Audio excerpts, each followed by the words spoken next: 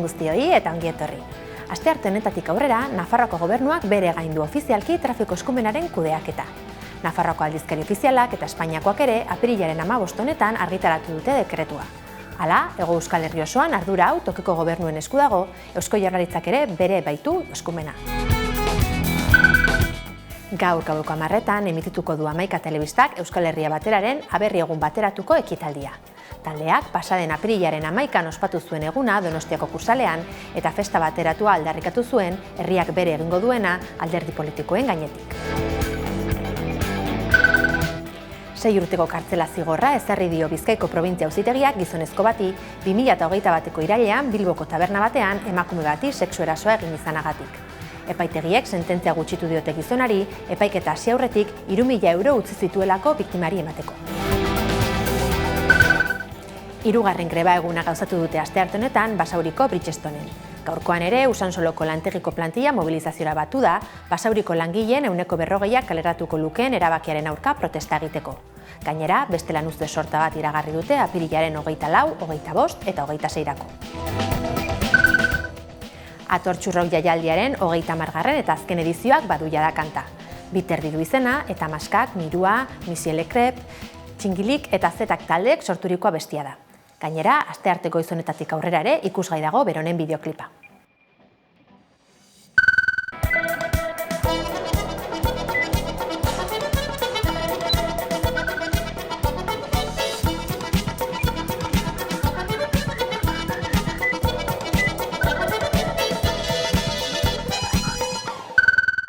Nafarroan 2024tik dabiltza motivazio politikoko biktimen aitortza egiten. Jada, 50 pertsona baina gehiagok jaso dute biktima izendapena. Proiektu honen eta Euskarak Nafar lurraldean daukan egoeraz, aritu zen hizketan Ana Oio Nafarroako bigarren presidente ordea aktualitate solasaldian. Kaixo guztioi eta ongi etorri. Gaurkoan, beste behin ere, Iruñean gaude, Bilboko Hamaikako platotik irten gara eta Nafarroako jauregira etorri gara Ana Oio bigarren presidente orde eta memoria eta bizikidetza, kanpoekintza eta Euskara kontseilariarekin hitz egitera. Arratsaldeon eta mila esker elkarrizketa gonbidapena onartzeagatik. Eskerrik asko zuei. Hasteko, motivazio politikoko biktimen aitortza proiektua jorratzen hasiko dugu elkarrizketa, zein kontestutan sortzen da plan hau? Bueno, giza eskubideen kontestua sortzen da, halako politika publikoak. Ni neuk 2015tik eta Nafarroko gobernu osoa giza eskubideen alde konprometituta gaude, Eta, kontestu hori lan egiten dugu biktima guztiak, kontestu biktimologiko desberdinetan, biktima terrorismoen biktimarekin, memoriaren biktimarekin, errepresio frankistaren biktimarekin, baita ere biktima motivazio politikoko biktimarekin, Azkenean, lege bat dagoela, parlamentuan onartu zuen lege bat, asko kostatu zen lege hori, baina azkenean lortu genuen, gero gorapen konstituzioaren tribunala murriztu zuen legea, baina orain legea daukagu eta testu inguru horretan kokatzen da hori halako politika publikoak. Aipatu duzu Nafarroako parlamentuak onartutako legea, baina proiektua horren inguruan soilik egituratu da edo biktimen elkarte eta familia kontutan hartu dira plangintza hau garatzerako garaian? Prozedimentua legean agertzen da, baina egia da gu beti lantzen dugu ez bakarrik parlamentoekin edo beste erakundeekin, baizik eta biktima eta biktimen erakundeekin ere, elkartearekin batez ere.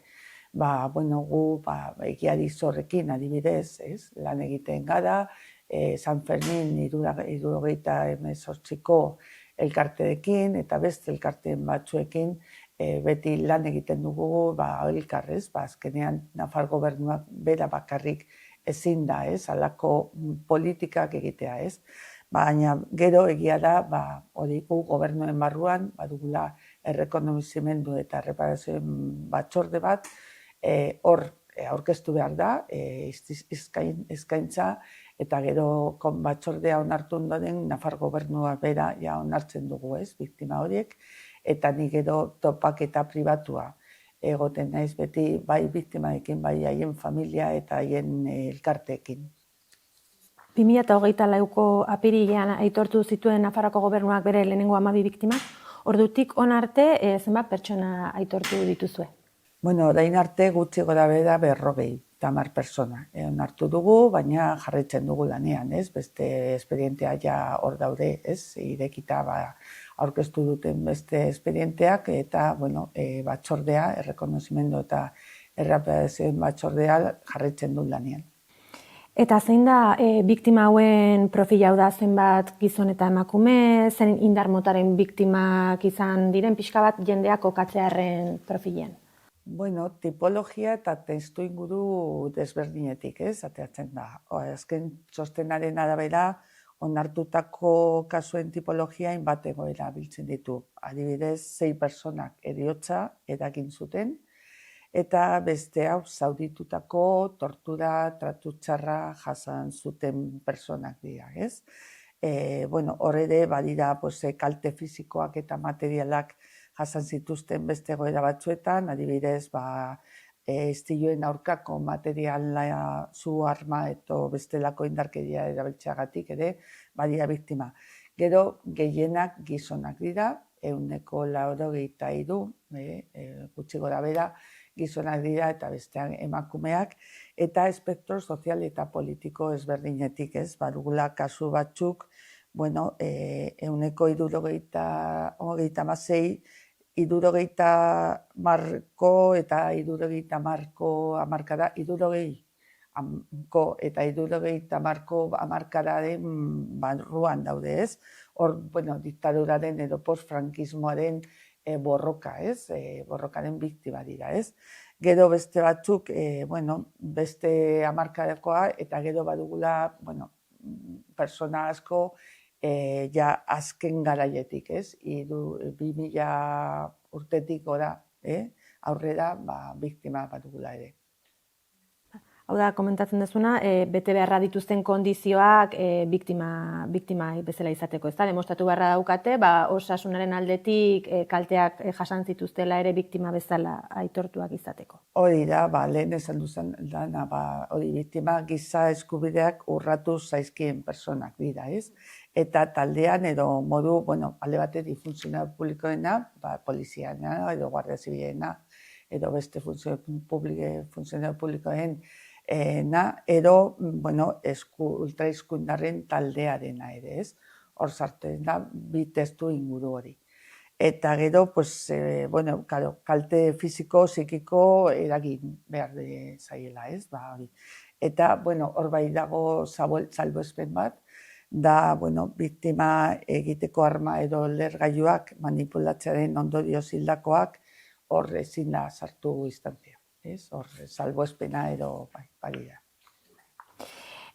Banakako aitortzak egin dituzue, baina adibidez egin izan dituzue baita ere aitortza eta erreparazio ekitaldiak, azkena pasaden otsailaren 13an ospatu zenuten baluarten, konta izaguzu nola joan zen ekitaldia. Bueno, ni beti pentsatzen dut errekonozimendu hori bi aldekoa dauka, ez? Alde batetik errekonozimendu individuala, ez? Biktimai errekonozimendua hainbat urte pasa ondoren, ez? Eta isiltasunen denboran gainditzeko, bueno, errekonozimendu individuala egin behar dugula. Baina hori ja gu bidaltzen dugu, haien errekonozimendua eta gero topaketa pribatuen horretan, bueno, hor ja errekonozimendua ja egiten dugu, ez? Egiten dugu, baina egia da, gero gizartea jakin behar da hori gertatu dela eta hori ezin da gertatu gehiago, ez? Eta hortarako errekonozimendu soziala egin behar dugula. Eta hau da, ez? Ekitaldi publiko hori zer lortu nahi dugu, bueno, batez ere erakundeak esatea eta gizartea baita ere esatea hori ezin izan da gehiago gertatu, ez? Tortura onartezina da, eta tratu txarra onartezina dira, eta hori ezin da berriz gertatu. Eta hortarako ekitaldi publikoa pentsatzen dugula baliagarria izan da. Aurreikusten dituzue ekitaldi publiko gehiago zentzu honetan? Bueno, printzipioz urtero, pentsatzen dugu urtero egitea, hori biktima berriekin urtero egitea bai. Memoria eta erreparazioarekin jarraitzeko, erori monumentuaren inguruko pare bat galdera egingo dizkizut. Azaroan erabaki zen Araikina Marabillas Lamberto Memoria Zentro bihurtzea, proposamen hori luzatu zen, baina honek talde memorialisten haserrea piztu du haiek eraisketaren aldekoak direlako. Ez dakit nola baloratzen duzun egoera. Bueno, ni beti esaten du, Edorien monumentua Nafarroan dagoen edakin frankistarik lotsagarriena da. Eta ez da erresignifikatuta. Hemen eskuin talde politikoak esaten dute erresignifikatuta dagoela, nik ez dut uste hori, ez? Egia da, oraindik monumento frankista da. Gero, nik ulertzen dut erakunde memorialistaren jarrera, ez? Gu asko lan egiten dugu, elkar lan egiten dugu erakundekin, eta genekin, haien jarrera zer den.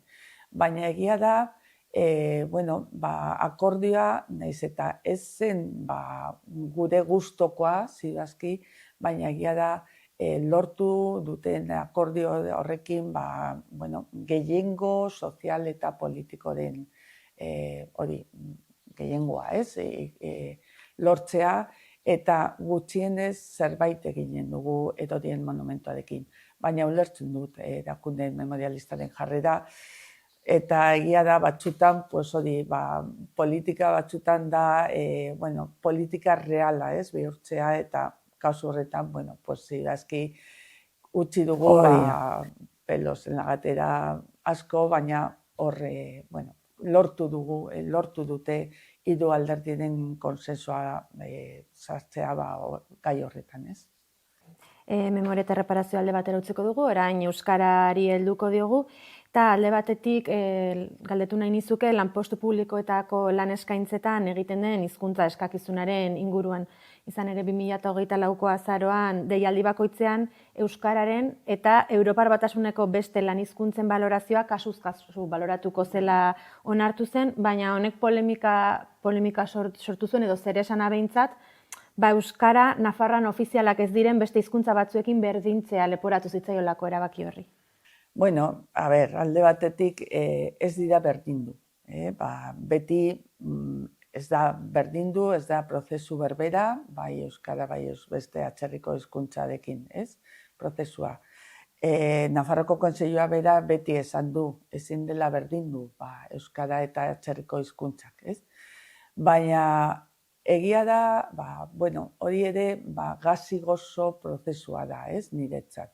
Azkenean ni euskararen konseilare naizenez, eta niri beste dekretua gustatuko litzaiguke, ez, guri beste dekretua, ez.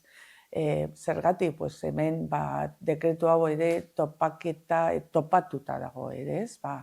Azkenean euskara ezin da baloratu eremu ez euskaldunean, eta gero eremu mistoan lanpostu gehienak, baina ez osoetan, ez?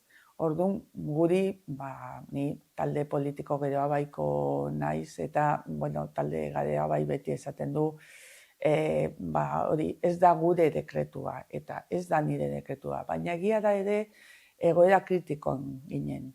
2019tik aurrera egoera kritiko ginen, euskara ez zen baloratzen, ez eremu mistoan eta ez eremu euskaldunean. Bakarrik eremu euskaldunean, ez, baloratzen zuen. Merezimen dekretua zer gainditzen da, hori, lanpostu horretan baloratu dezakegu, ez? Gustatuko litzaiguke hori baloratzea eremu ez euskaldunean baita ere, ez? Baina egia da egoera kritikoa gainditzen da, eta, gu hor pentsatzen dugu hobe dela gainditzea lanpostuan gehien eremuan, txiketa jartzea gure jarrera eta ez lortzea deuz, ez? Azkenik euskara hezkuntza arloan aipatzea gustatuko litzaidake, eta honen inguruan beste pare bat galdera. Alde batetik ezagutu berri dira, pasaden astean 2025-2026 urteko aurrematrikulazioko datuak, eta hor ikasleen ia 30%, 10-3 D ereduan aurrematrikulatu dira, baina bestalde 43%a G ereduan, eta beraz euskararekin ez du inolako harremanik izango. Nola baloratzen dituzu ez zifra hauek? Beste gauza egin behar dugu, ez? Gu euskararen bigarren plan estrategikoaren zirriborroa jarri genuen ikertzea A eredua Nafarroa osoa ezabaltzea, ez? Gutxienez A eredua euskara asignatura bezala, ez? Ikasten dute ikasleak. Orain egia da, zu esaten duzun bezala, G eredua da gehiengoa, ez? Eta hor euskararik gabe dagoela, ez? Baina hor oztopoa jarri genuen, Partido Sozialistaren alderdia, eta, azkenean lortu genuen zerbait gauza, adibidez, orain ja Nafarroa osoan D ereduko ikas daiteke, ez? Baina egia da hor muga bat dugula, ez? Gaur aurkeztu dugun ikerketa batean, Eusko Ikaskuntzarekin batera, eta hor agertzen da 73% persona nafarrak pentsatzen dutela hori importantea zela, ez?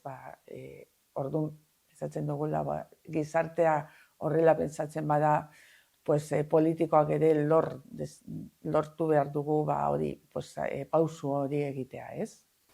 Politikoek gizartea ematen ari den aurrera pausak ere eman alizatea. Bai, oraindik egia da, oztopoa da, egia da, orain Nafarroa osoa, bai A eredua, bai D ereduan ikas daiteke, baina egia da ere, gehienak oraindik euskararik gabe ikasten ari dela. Eta euskararen ezagutzan aurrera egitearen bide horretan, zonifikazioa desagertarazi, behintzat moldatzeko biderik badago, edo oraindik hori urruti dago? Nik uste dut, entzuten baduzu parlamentuaren interbentzioa urrun gaude, ez? Baina, ni lehen aipatu dudan ikerketa horretan gizartea zabalagoa da eta nik uste dut aldatu behar dugula, ez? Talde politikoak entzun behar diete gizartei, ez? Azkenean, guretzat nibete esaten du, euskara bizikidetzaren balioa izan behar dela eta lurraldeko kohesioaren balorea izan behar dela, ez? Eta hori ere aldatu behar dugu diskursoak, ez? Batzutan euskara beti dago diskurso negatiboren kokatuta, ez? Diskriminazioa edo segregazioa eta zer, eta aldrebez, ez? Gu pentsatzen dugula euskara da bizikidetzaen balorea eta nafar bizikidetzaen balorea balore gisa bultzatu behar dugula. Elkarrizketa jarraitu halko genuke, baina gaurko hemen utziko dugu hizketaldia. Ana Oio, mila esker Hamaika telebistarekin elkartzeagatik. Mila esker zuei, benetan. Imanol Pradales Eusko Jaurlaritzako lehendakaria alderdi politikoekin elkartu zen atzo. Bilera horietan, gai desberdinak aztertu zituzten, besteak beste, Amerikako Estatu Batuetako mugazergen egoera, politika industriala edota egoera sozioekonomikoa. Bertaratutakoek balorazio positiboa egin zuten.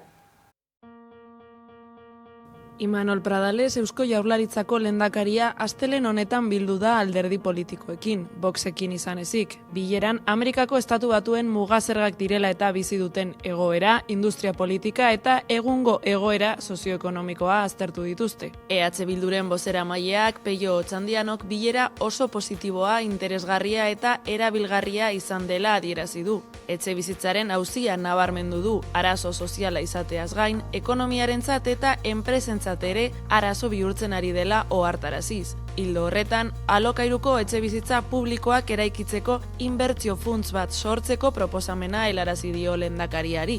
Eneko Anduezak PSEko idazkari nagusiak Jaurlaritzaren eta Espainiako gobernuaren arteko estrategietan koordinazio estua ezinbestekoa dela adierazi du, eta estatu mailan martxan jarritako neurriekin sinkronizatzeko deia egin du.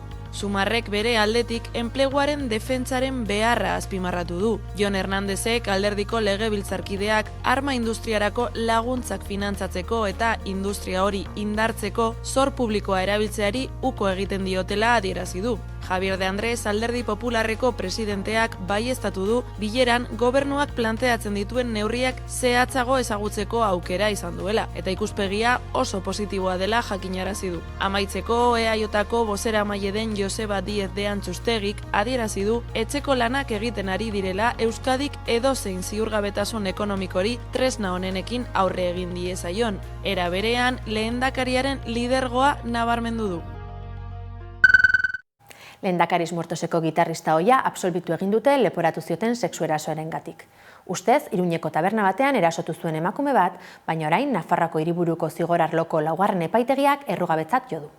Lehendakariz Muertoseko gitarrista ohia absolbitu egin dute leporatu zioten sexu erasoarengatik. Taldeko gitarra jotzaile ohia absolbitu egin du Iruñeko lau zenbakiko zigor arloko epaitegiak. Nafarroako hiriburuko taberna batean ustez emakume bat sexualki erasotzea leporatzen zioten. Taldeak salaketaren berri izan zuenean 2024an Lehendakariz Muertoseko kidea izateari utzi zion bandan 2 urte zeramatzanean. Fiskalak eta akusazio partikularrak 15 hilabeteko espetxe zigorra, 5 urteko zaintzapeko askatasuna, adingabeekin harremana izatea dakarren edozein jardueretan aritzeko inhabilitazioa eta 600 euroko kalte ordaina eskatu zuten. Epaiaren kontra apelazio errekurtsoa aurkez dezakete aldeek. Ebazpenak dioenez 2023ko azaroaren 6an emakumea kontsumizio bat eskatzera sartu zen Iruñeko taberna batera, non akusatua zerbitzariarekin hitz egiten ari zen eta salatzailearen arabera ustezko erasoa gertatu zen. Epaileak adierazi duenez aldeek gertakarien inguruko 2 deklarazio guztiz antagoniko egin dituzte epaiketan, eta lokalaren jabeak emandako testigantza azpimarratu du. Azken honek akusatuaren bertsioa berretsi du. Akusatuaren abokatu bulegoak ohar baten bidez azaldu duenez, akzio zibil eta penalak aurrera eramatea gomendatu dio. Ez bakarrik salaketa jarri zion pertsonaren aurka, baita bere izena aireratu eta taldetik botatzea lortu zuten pertsona komunikabide eta elkarteen aurka ere. Sergio Gómez Salvador abokatuak gaineratzen duenez, inoiz izan ez den ustezko sexu eraso baten aurrean izan duten jazarpen eta heriotza zibilak ez du erantzunik gabe geratu behar. Sortu den izen handiko kaltea berehala konpondu behar da komunikabideetan eta hortik eratorritako erantzukizun zibilak auzitegietan.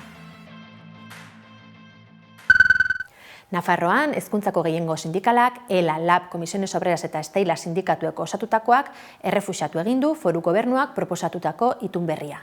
Akordio eskasa dela deitoratu dute, ratioen jaitsiera proposamenetik oso urrun geratu dela baitiote eta ez dela hobekuntzarik izan ez lanbide heziketan ez da batxilergoan ere. Nafarroako hezkuntza departamentuak itun berria sinatu du, baina gehiengo sindikalaren aurka. Carlos Jimeno hezkuntza kontseilariak hezkuntza itun berria sinatu du ANPE, AFAFNA eta UGT sindikatuekin. Nafarroko hezkuntza publikoan ekitatea eta kalitatea hobetzeko helburuarekin. Itunak hainbat neurri jasotzen ditu, hala nola haur eta lehen hezkuntzan 23 ikasleren ratioa jaistea eta 20 ikaslera ikastetxe zaurgarrien kasuan, 2025-2026 ikasturtetik aurrera. Era berean, DBH-en gehienez 28 ikasle izanen dira 2026-2027tik aurrera. Hala ere, hezkuntzako sindikatu gehienek, Esteilas, LAB, Comisiones Obreras eta ELA sindikatuek ituna oso eskasa dela eta ez duela benetako hobekuntzarik ekarriko lanbide heziketara, batxilergora ez da landa eremuko eskoletara ere kritikatu dute. Comisiones Obreraseko arduraduna den Unai Alabak adierazi duenez, ratioen jaitsiera kosmetiko hutsa da. Ikasle errepikatzaileak baztertzen baititu. Horrek 23 eta 28 ratioak ez ditu benetan hobetu, eta ez du kontuan hartzen batxilergoko etapa edo landagelen ezaugarriak. Gainera, sindikatuek salatu dute sinatzaileek mobilizazioak geldiarazteko ahalegin egin dutela eta ez dutela benetako aldaketarik eskatu. Honen aurrean, sindikatuek mobilizazioei eutsiko dietela iragarri dute. Hezkuntza publikoak oraindik konpondu gabeko arazo ugari dituelako. Gaurkoan, nola ez, Atortxurrokeko Biterdi abestiarekin amaituko dugu saioa. Mila esker zuen arretagatik eta bihar arte.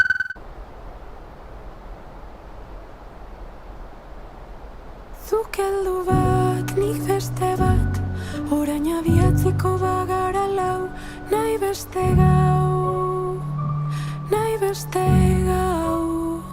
Zuk ardoa, nik zigarra, elkar helduta biterdi gara, batera biterdi gara. Argi Argi printza bateko punturdin zurbil baten, milaka milioi txiki dituzte handi gutxik jaten. Posible da beste mundu bat baino ez da esaten, ez da opakeik baldin bada ogerra klasen arten. Espainetan kolore falta, dardarke zurrak, biztia beti da biztia naiz aldatuko.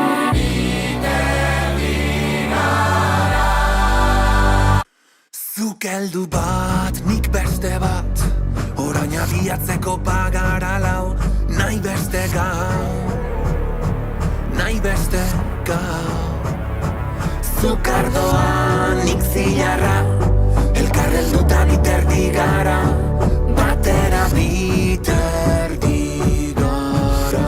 Lau zortzi bat, bi, lau zortzi bat, bi, lau zortzi bat, bi, lau zortzi bat, bi, lau zortzi bat, bi, lau zortzi bat, bi, lau zortzi bat, bi, lau zortzi bat, bi, lau zortzi bat, bi, lau zortzi bat, bi, lau zortzi. Hamasei hogeita hamabi, bakoitzari bere beharren arabera, bakoitzak daukana jarri. Denak ea eta bakarrak, inorez da bat bakarrik. Zure askatasunak askatzen hauni. Zure berdina ez da zure txaia, lakuntzan